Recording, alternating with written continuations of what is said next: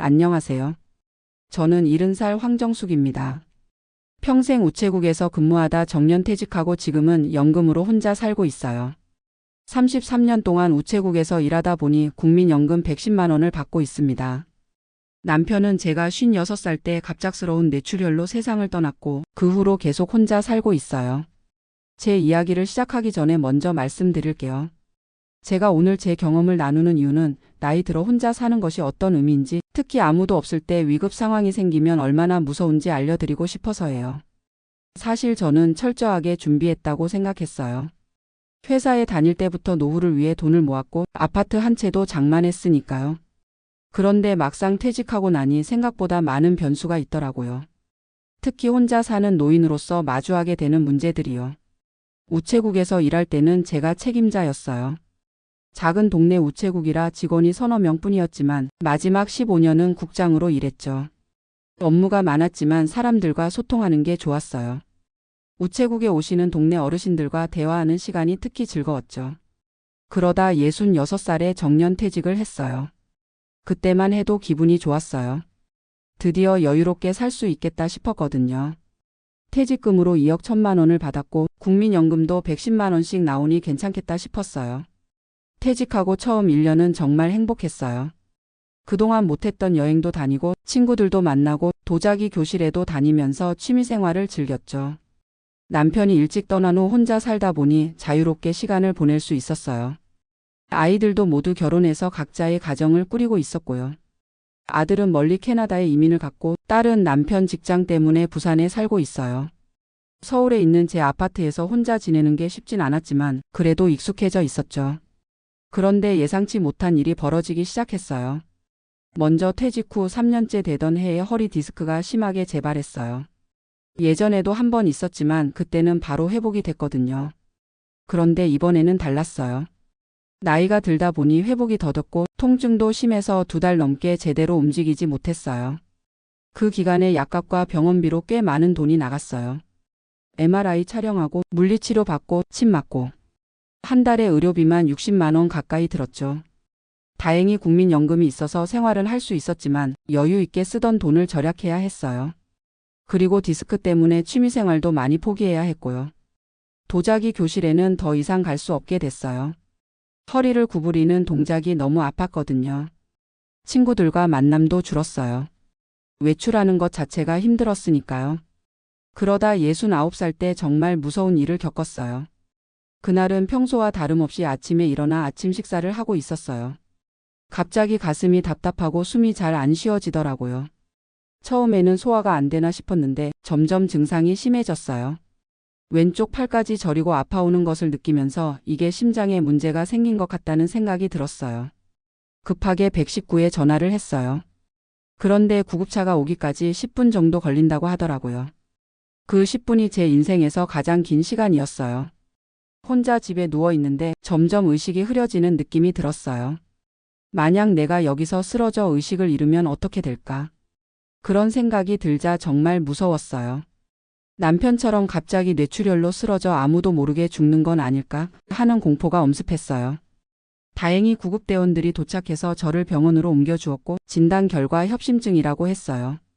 심장 스텐트 시술을 받아야 한다고 했죠. 병원에 입원해 있는 동안 정말 많은 생각이 들었어요. 내가 만약 119에 전화하지 못했다면 어떻게 됐을까? 만약 밤중에 이런 일이 일어났다면 어떻게 됐을까? 의사 선생님은 증상이 오기 전부터 이미 심장에 문제가 있었을 거라고 하더라고요. 평소에 혼자 살다 보니 건강에 이상이 있어도 누구에게 말할 사람도 없고 누가 체크해 줄 사람도 없었던 거예요. 병원비도 문제였어요. 스텐트 시술과 입원비로 200만 원 이상이 들었고 퇴원 후에도 계속 약을 먹어야 했어요. 한 달에 약값만 15만 원 정도 나갔죠. 국민연금 110만 원에서 약값 15만 원, 관리비와 공과금 30만 원, 식비 40만 원 정도 쓰면 남는 게 별로 없더라고요. 그래서 퇴직금을 조금씩 까먹게 됐어요. 병원에서 일주일 정도 입원하고 퇴원했는데 그때부터 정말 두려움이 시작됐어요.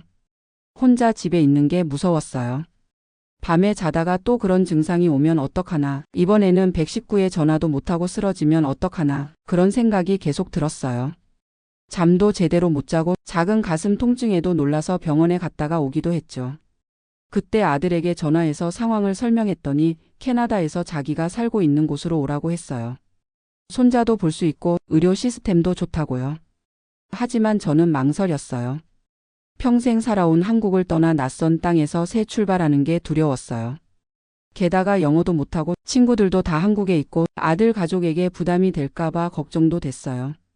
그래서 일단 한국에 남기로 했어요. 대신 비상벨 서비스에 가입했어요.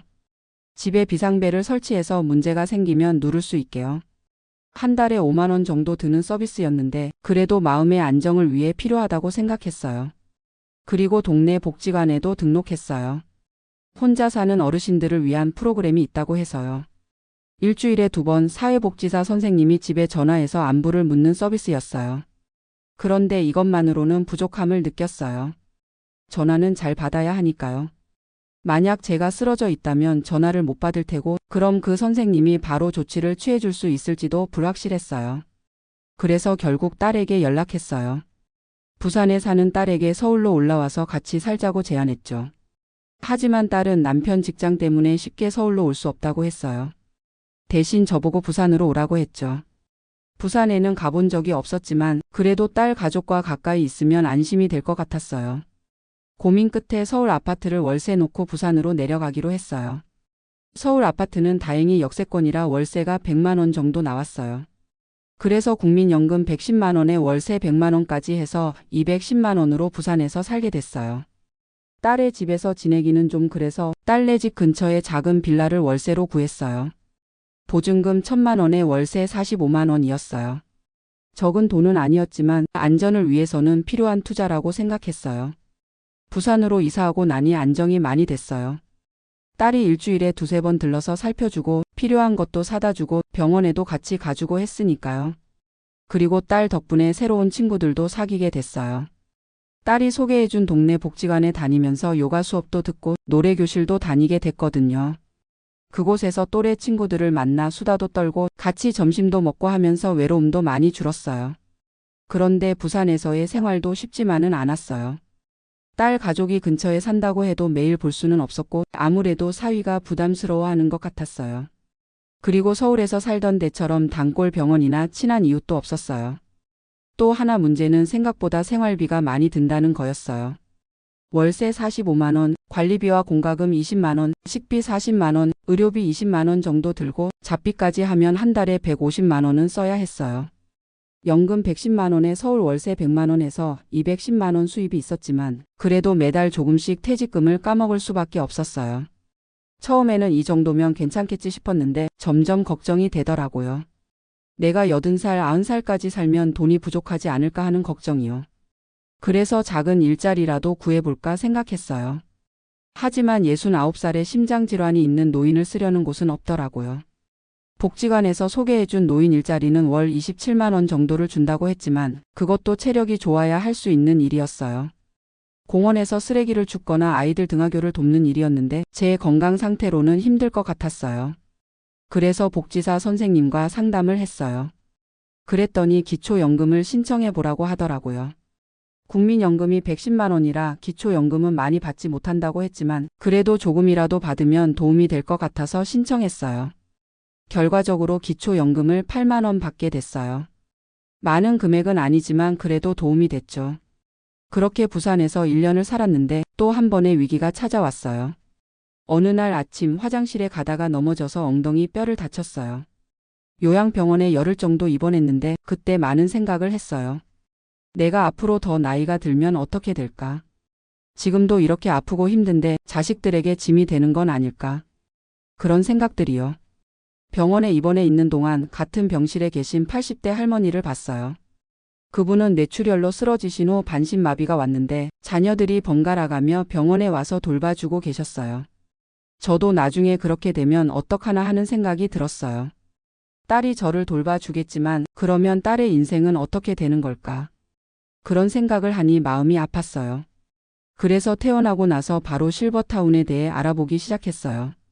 실버타운이라고 해봤자 큰 기대는 하지 않았어요. 그냥 요양병원처럼 간병인의 도움을 받으면서 생활할 수 있는 곳이면 좋겠다 싶었죠. 부산에 있는 여러 실버타운을 알아봤어요. 그런데 시설이 괜찮은 곳은 입소비가 너무 비쌌어요.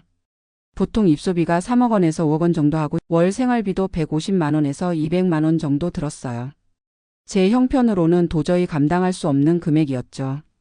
조금 시설이 떨어지는 곳은 입소비가 1억 원 정도 하고 월 생활비가 100만 원 정도 했어요. 그래도 그건 너무 열악해 보였어요. 고민하다가 다시 복지사 선생님을 찾아갔어요. 그랬더니 노인공동생활 가정이라는 것을 소개해 주셨어요. 여러 어르신들이 함께 생활하는 곳인데 개인 방도 있고 관리자도 있어서 위급 상황에도 대처할 수 있다고 했어요. 그리고 비용도 많이 들지 않는다고요. 보증금 500만 원에 월 65만 원 정도라고 했어요.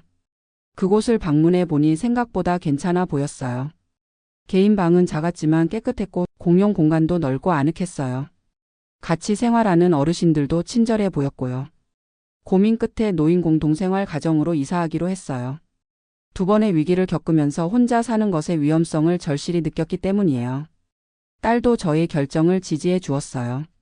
딸 입장에서도 저를 매일 돌볼 수는 없으니 이렇게 관리자가 있는 곳에서 생활하는 게 더 안전하다고 생각했나 봐요.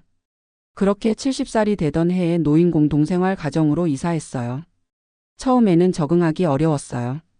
여럿이 함께 생활하다 보니 부딪히는 일도 있고 내 집처럼 마음대로 할 수 없다는 것이 불편했죠. 그래도 시간이 지나면서 점점 익숙해졌어요. 같이 사는 할머니, 할아버지들과 정도 들고 매일 함께 식사하고 이야기하니 외롭지 않았어요. 그리고 가장 좋은 점은 안전하다는 거였어요. 관리자가 24시간 상주하고 있어서 위급 상황이 생겨도 바로 대처할 수 있었어요. 실제로 제가 이사한 지 2달쯤 됐을 때 밤중에 심장이 아프고 호흡이 가빠져서 관리자를 불렀어요. 관리자가 바로 119에 연락해서 병원으로 이송됐고 다행히 큰 문제는 아니었어요. 약을 잘못 먹어서 생긴 일이었거든요. 그런데 만약 그때도 혼자 살았다면 어땠을까 생각하면 아찔해요. 지금은 이곳에서 생활한 지 6개월이 넘었어요. 물론 모든 게 완벽하진 않아요. 개인 공간이 작아서 불편할 때도 있고 다른 분들과 생활 습관이 달라 갈등이 생길 때도 있어요. 하지만 저는 이 선택을 후회하지 않아요. 안전하게 살 수 있다는 것, 위급 상황에 대처할 수 있다는 것, 그리고 외롭지 않다는 것. 이 모든 것이 제게는 큰 위안이 되고 있어요. 그리고 경제적으로도 훨씬 안정됐어요.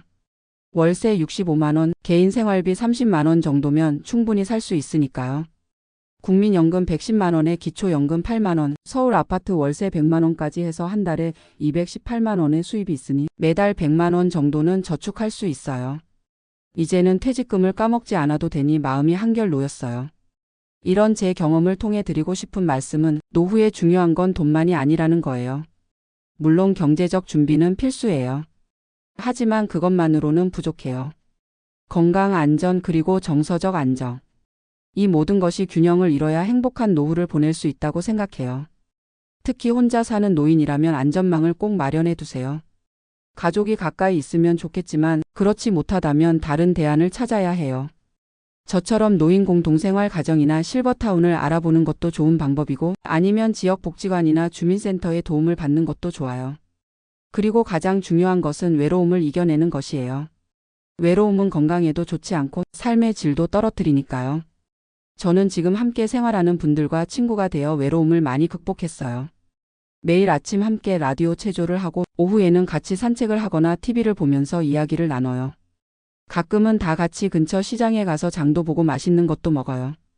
그리고 한 달에 한두 번은 딸이 와서 외식도 하고 쇼핑도 해요. 아들도 1년에 한두 번 한국에 와서 만나고요.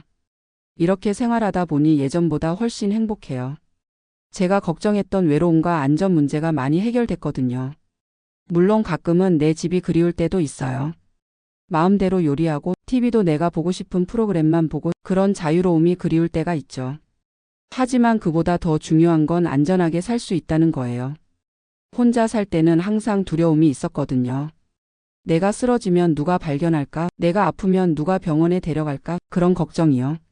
지금은 그런 걱정 없이 편안하게 지낼 수 있어서 행복해요. 마지막으로 드리고 싶은 말씀은 노후 준비는 일찍부터 해야 한다는 거예요. 경제적인 준비뿐만 아니라 건강, 주거, 사회적 관계 등 다양한 측면에서 준비가 필요해요. 그리고 혼자 살게 될 가능성도 꼭 염두에 두고 준비하세요. 제 주변만 봐도 혼자 사는 노인들이 정말 많아요. 자녀들이 있어도 같이 살기는 어렵고 배우자와 사별하면 혼자 살 수밖에 없잖아요. 그럴 때를 대비해서 미리 안전망을 마련해 두는 게 정말 중요해요. 제가 오늘 이런 이야기를 나눈 이유는 저와 같은 시행착오를 겪지 않았으면 하는 바람 때문이에요. 노년의 삶이 불안하고 두렵지 않도록 미리미리 준비하고 계획했으면 좋겠어요. 그럼 저는 이만 마칠게요. 긴 이야기 들어주셔서 감사합니다.